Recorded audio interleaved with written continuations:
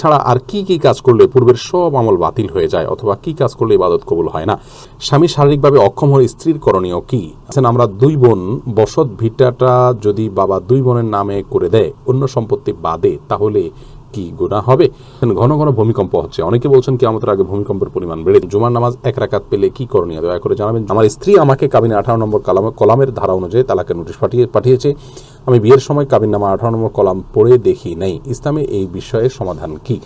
আমার স্ত্রীর কি ছাড়াছাড়ি হয়ে গেছে?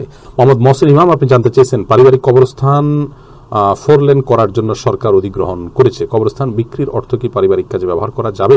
আমরা যদি জান্নাত লাভের আশায় কোনো আমল করলে সেটা কি স্বার্থপরতা হবে? শিরক এটাই শুধুমাত্র মানুষের পেছনের সমস্ত আমল সমূহকে বরবাদ করে দেয়, নষ্ট করে দেয়।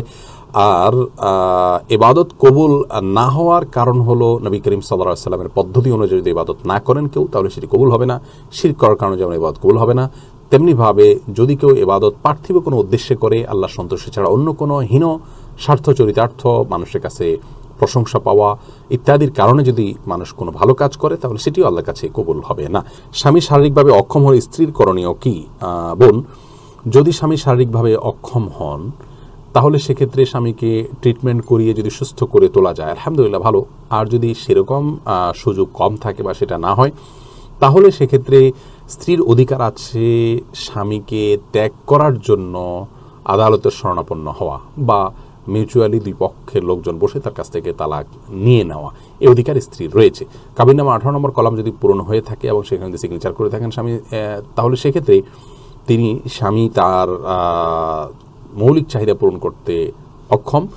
এটার ভিত্তিতে, এটার যদি শর্ত উল্লেখ থাকে, তাহলে এটার ভিত্তিতে তিনি তালাক গ্রহণ করতে পারবেন। তালাক দিতে পারবেন না, তালাক গ্রহণ করতে পারবেন। অর্থাৎ এক কথায় তিনি বিচ্ছেদের চিন্তা করতে পারেন, তবে তার আগে ট্রিটমেন্ট এবং তাকে সুস্থ করে তোলা, এই বিষয়গুলোর জন্য পদক্ষেপ নেওয়ার অধিকার তার রয়েছে। আমরা 2 বোন, বসত ভিটাটা যদি বাবা 2 বোনের নামে করে দেয় অন্য সম্পত্তি বাদে, তাহলে কি গুনাহ হবে? বোন, আপনারা 2 বোন আছেন, আপনাদেরকে পুরো সম্পদ আপনার বাবা যদি লিখে দেন, তাহলে সেটি জায়েজ হবে না। কারণ আল্লাহ রাব্বুল আলামিন কোরআনে কারিমে বলেছেন যে মেয়েরা যদি একা হয়, কোনো বাবার যদি একজন সন্তান থাকেন, তিনি মেয়ে হয়, তাহলে তিনি অর্ধেক সম্পদ পাবেন। আর যদি 2 জন হন, তাহলে সেক্ষেত্রে 2/3, 3 ভাগের 2 ভাগ সম্পদ তারা পাবেন। বাকি 1 ভাগ যেটা আছে 3 ভাগের, সেটা বাবার অন্যান্য আর কে বেঁচে আছেন তাদের মধ্যে কোরআন এবং শরিয়ার বিবরণ অনুযায়ী বন্টন হবে। যেমন বাবার মা থাকলে এবং তার স্ত্রী থাকলে এবং তার আত্মীয় স্বজনের মধ্যে আরও কেউ আছেন যারা এই তালিকায় আছেন, যারা পেতে পারেন অবশিষ্ট সম্পদ, তাদের প্রতি সেটি বন্টন করা হবে। পুরোটুকু 2 মেয়েকে লিখে দেওয়া জায়েজ নাই, উচিত নয়।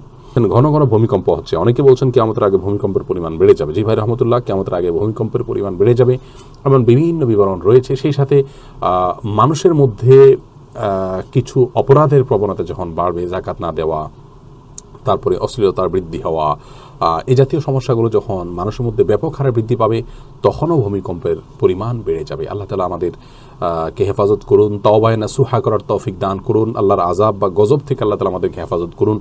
যে কোনো বিপদ থেকে আমাদের দেশকে, আমাদের সমাজকে, আমাদের সবাইকে আল্লাহ তাআলা রক্ষা করুন, আমরা সেই দোয়া করি। জুমার নামাজ 1 রাকাত পেলে কি করণীয় দয়া করে জানাবেন। জুমার নামাজ যদি কেউ 1 রাকাত পায়, তাহলে সেক্ষেত্রে অপর 1 রাকাত তিনি সাথে যুক্ত করে পড়ে নেবেন। 1 রাকাত পেলে তাকে জোহর 4 রাকাত পড়তে হবে, এমন কোনো কথা নেই। আমার স্ত্রী আমাকে কাবিনে 18 নম্বর কলামের ধারা অনুযায়ী তালাকের নোটিশ পাঠিয়েছে। আমি বিয়ের সময় কাবিননামা 18 নম্বর কলাম পড়ে দেখি নাই। ইসলামে এই বিষয়ে সমাধান কি? আমার স্ত্রীর কি ছাড়াছাড়ি হয়ে গেছে? ভাই মেহরাজ পাটোয়ারি, প্রথমত তালাকের ফতোয়া এইভাবে আমরা দেই না। আপনার সাথে আপনার স্ত্রীর তালাকের বিচ্ছেদ হয়েছে কিনা, তিনি কি লিখে পাঠিয়েছেন, সে লেখাটা ভাষ্য কি ছিল, এসব বিষয়গুলোকে পর্যালোচনা করা ছাড়া আপনার শুধুমাত্র এটুকু বিবরণের ভিত্তিতে আপনাদের সম্পর্ক আছে কি নেই সেই সমীকরণে আমরা যেতে পারবো না।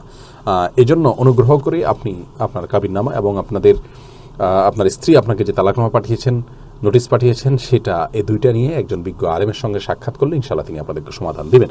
মোহাম্মদ মহসিন ইমাম, আপনি জানতে চেয়েছেন পারিবারিক কবরস্থান 4 লেন করার জন্য সরকার অধিগ্রহণ করেছে। কবরস্থান বিক্রির অর্থ কি পারিবারিক কাজে ব্যবহার করা যাবে?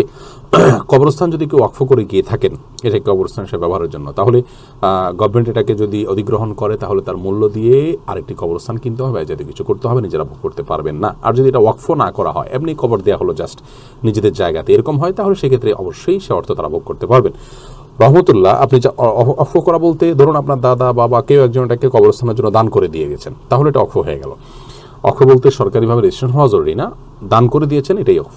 আমরা যদি জান্নাত লাভের আশায় কোনো আমল করলে সেটা কি স্বার্থপরতা হবে? না ভাই রাফি ভুঁইয়া, জান্নাত লাভের আশায় কোনো আমল করলে সেটি স্বার্থপরতা নয়। আর যদি এটাকে স্বার্থপরতা আপনি বলেনও, তাহলে আমরা বলবো এটুকু স্বার্থপর হওয়ার নির্দেশ বরং ইসলাম আমাদেরকে দিয়েছে। ভালো কিছু পাওয়ার জন্যই তো আমরা কাজ করব, সেটাকে আপনি যদি স্বার্থপরতা বলেন তাহলে স্বার্থপরতাই, এটুকু স্বার্থপরতা অবশ্যই জায়েজ আছে।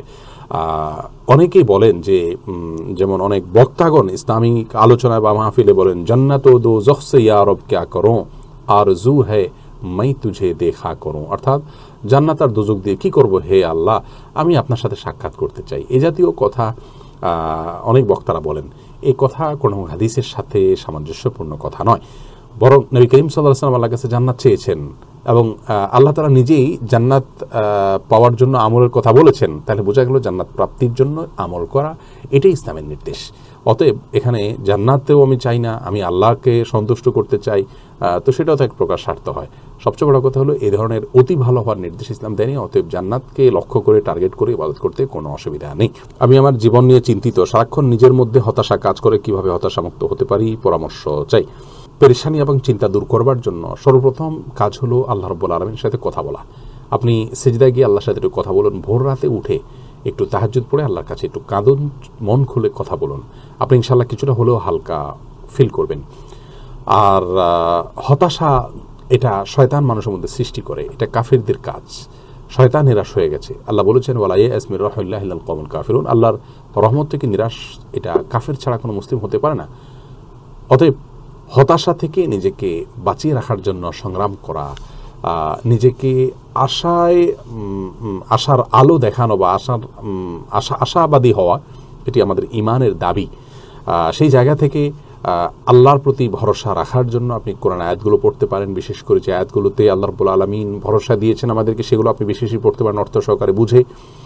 আর দুরূদ বেশি বেশি করে পড়তে পারেন, ইস্তেগফার বেশি বেশি করে পড়তে পারেন। আর যেটি শুরুতে বলেছি সে আমলটি করবেন, ইনশাআল্লাহ আল্লাহ তাআলা আপনাকে হেফাজত করবেন। নামাজ পড়ে খুব লম্বা দীর্ঘ রুকু সিজদা খুব সময় নিয়ে নামাজ পড়ে আল্লাহর কাছে দুহাত তুলে চোখের পানি ফেলে দোয়া করবেন, ইনশাআল্লাহ আপনি কিছুটা হলেও ভারমুক্ত হবেন। জাহিদুল ইসলাম ফরহাদ জানতে চেয়েছেন, গীবত চর্চা বন্ধ করার জন্য কি করতে পারি, পরামর্শ দিলে ভালো হয়। ভাই জাহিদ, আল্লাহ তাআলা আপনার এই চেতনাকে ধরে রাখার তৌফিক দান করুন, এর কারণে আল্লাহ তাআলা উত্তম বিনিময় দান করুন। সাধুবাদ জানাচ্ছি যে আপনি গীবত পরিহার করার প্রয়োজনীয়তা অনুভব করছেন। দেখুন, গীবত পরিহার করার জন্য প্রথমত যেই পরিবেশে যে বন্ধু বান্ধবদের সাথে গীবত হয়, যে মজলিসগুলোতে গীবত হয়, সেই মজলিসগুলোকে অ্যাভয়েড করতে পারলে ভালো। যেমন ধরুন চায়ের দোকানের কোনো আড্ডায় দেখা গেল খুব বেশি গীবত হয়, তাহলে সে আড্ডায় যাবেন না। কোনো লোকের কাছে গেলে তিনি খুব বেশি গীবত বলেন বা গীবত বলা বলি হয়, সেখানে যাবেন না। কারো গীবত হয়ে গেলে তার জন্য আল্লাহর কাছে দোয়া করবেন, পরক্ষণে অনুশোচনা করবেন এবং সম্ভব হলে নিজের প্রতি নিজে বিভিন্ন রকমের দণ্ড আরোপ করবেন, যে 10 টাকা দান করা ইত্যাদি, এটা করা। তাহলে ইনশাআল্লাহ গীবত করার যে অপরাধ আছে সেখান থেকে আপনি বের হয়ে আসতে পারবেন।